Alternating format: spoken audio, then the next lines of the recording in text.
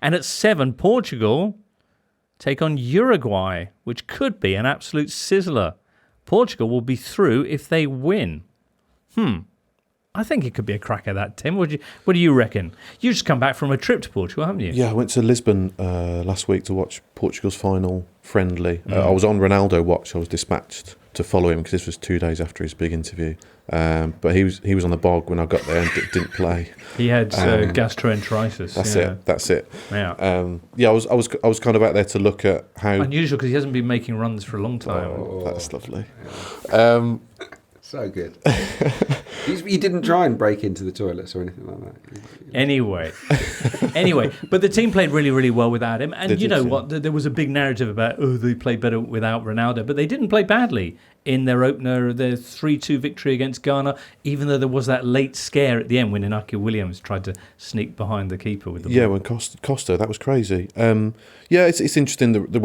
People are probably bored of the Ronaldo debate, but in Portugal, they're having the same debate that has been had here for many months. Should he still be starting? What's he going to do Sunday week when it's all over? Is he going to go back to Madeira and do some gardening, or what's the plan?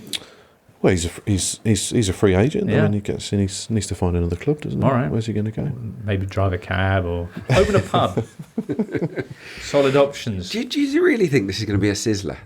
It's got 0-0 written all over it, hasn't it? I think there's a lot of shithousery potentially as well between these two teams. Strong words. Do you not think? Are either of them mediocre, do you think? No, I just think that Uruguay like to spoil, don't they? Yeah. They're just spoilers. And I think a point isn't the worst result for both teams because then Uruguay can go to beat Ghana in the last game to go through, which I think they would probably take. Right. Interestingly, Danilo Pereira, who played at centre-half in the last game, he's out of this game because he's broken his ribs, but they don't know how he did it.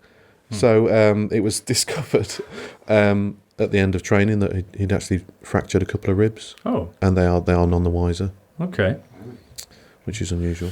There you go. Well, that is Uruguay against Portugal. Watch it at your peril. The other game in that group earlier on is South Korea against Ghana.